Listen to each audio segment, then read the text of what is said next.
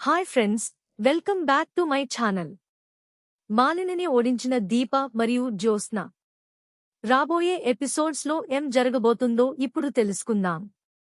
ఈ రోజు ఎపిసోడ్లో అయితే జ్యోత్స్న క్యాబ్ కోసం వెయిట్ చేస్తూ ఉంటుంది. కాని కార్తీక్ వాళ్ళ ఇల్లు ఊరి చివర ఉండటం వాళ్ళ క్యాబ్ అయితే బుక్ ఎవ్వడు. అప్పుడే సూరజ్ అయితే కార్తీక్ ఇంటి నుండి బయలుదేరి అటువైపు వస్తాడు. జ్యోత్స్నని అక్కడ చూసి బండి ఆపి, వర్షం వచ్చేలా ఉంది, రండి అని చెప్పి జ్యోత్స్నని కన్విన్స్ చేసి ఇంటికి తీసుకుని వెళతాడు. తర్వాత రోజు ఉదయం కార్తీక్, దీప, సుమిత్ర మరియు దశరథ అయితే సూరజ్తో మాట్లాడుతూ ఉంటారు. నీవల్ల జ్యోత్స్న బాగా ఇబ్బడి పడుతుంది అని అంటారు. అప్పుడు సూరజ్ అయితే, జ్యోత్స్నలో మార్పు తేవడానికి నేను ప్రయత్నిస్తున్నాను. జ్యోత్స్నని నేను జీవితాంతం ప్రేమిస్తూ ఉంటాను. జ్యోత్స్నలో నా మీద ప్రేమ కనపడిన రోజు నేను తప్పకుండా జ్యోత్స్నని పెళ్లి చేసుంటాను అని వాళ్ళందరికీ చెప్తాడు. ఈ మాటలన్నీ అయితే జ్యోత్స్న వింటుంది. తర్వాతి రోజు శివన్నారాయణ అయితే కార్తీక్, దీప, జ్యోత్స్న మరియు సూరజ్లతో కలిసి ఒక రెస్టారెంట్ దగ్గరికి వెళ్తాడు. నష్టాల్లో ఉన్న ఆ రెస్టారెంట్ని తాను కొంటాను అని ఆ ఓనర్తో చెబుతాడు. కాని ఆ ఓనర్ అయితే నేను మాలిని వాళ్ళకి మాట ఇచ్చాను అని చెబుతాడు.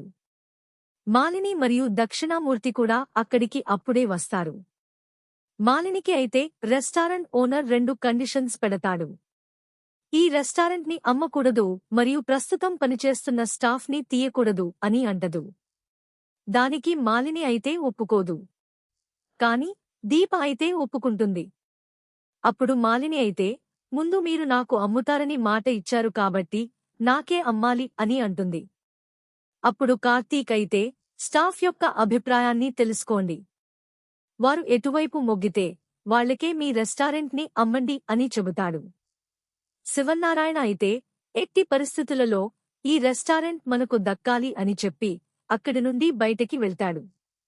దక్షిణామూర్తి కూడా మాలినికి అదే విషయం చెప్పి అక్కడి నుండి బయటికి వచ్చి శివన్నారాయణ దగ్గర అయితే కూర్చుంటాడు. రెస్టారెంట్ ఓనర్ అయితే తన స్టాఫ్ని పిలిపిస్తాడు. మాలిని అయితే ఒక్కొక్కళ్ళకి 5 లక్షలు ఇస్తాను అని ప్రపోజల్ పెడుతుంది. దీనితో మీరు ఎన్నో అవసరాలు తీర్చుకోవచ్చు అని డబ్బు ఆశ చూపిస్తుంది.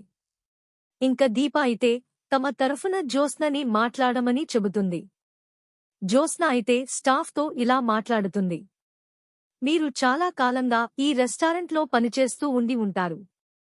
ఇప్పుడు మీరు డబ్బులు తీసుకుని బయటికి వెళ్తే వేరే రెస్టారెంట్ వాళ్ళు మిమ్మల్ని ఎలా నమ్ముతారు?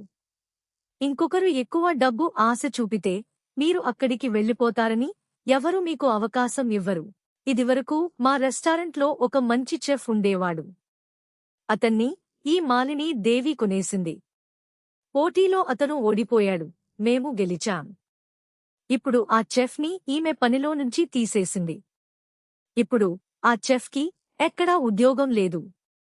అదే డబ్బుకి ఆశపడకుండా ఉంటే మా రెస్టారెంట్లోనే పనిచేసుకుంటూ తన జీవితాన్ని సంతోషంగా గడిపేవాడు.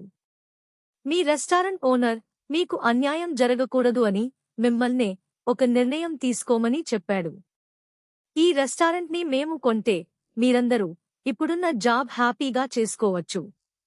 మా అన్ని రెస్టారెంట్ల లాగానే ఇక్కడ కూడా అన్ని సౌకర్యాలు అందుబాటులో ఉంటాయి. ఇక మీ ఇష్టం అని చెప్పి అంటుంది. స్టాఫ్ అంతా అయితే మరొక్కసారి అందరూ కలిసి మాట్లాడుకుని జ్యోత్స్న గ్రూప్ ఆఫ్ రెస్టారెంట్కి మన రెస్టారెంట్ని అమ్మమని చెబుతారు. మాలిని అయితే షాక్ అవుతుంది. రెస్టారెంట్ ఓనర్ కూడా జ్యోత్స్న గ్రూప్ ఆఫ్ రెస్టారెంట్స్కి తన రెస్టారెంట్ని అమ్మడానికి అగ్రిమెంట్ మీద సైన్ చేస్తాడు. దీప, కార్తీక్, జ్యోత్స్న మరియు సూరజ్ అయితే శివన్నారాయణ దగ్గరికి వచ్చి మనమే గెలిచామని చెబుతారు. శివన్నారాయణ అయితే ఇంకెప్పుడు నాతో పోటీకి రావడానికి ప్రయత్నించవద్దని చెప్పి దక్షిణామూర్తికి మరియు మాలినికి చెప్పి అక్కడి నుండి వెళ్ళిపోతాడు. జ్యోత్స్నని అయితే అందరూ చాలా బాగా మెచ్చుకుంటారు. రాబోయే ఎపిసోడ్స్లో ఇదే జరగబోతుంది. చాలామంది నా వీడియోస్ చూస్తున్నారు కానీ సబ్స్క్రైబ్ చేసుకోవడం లేదు.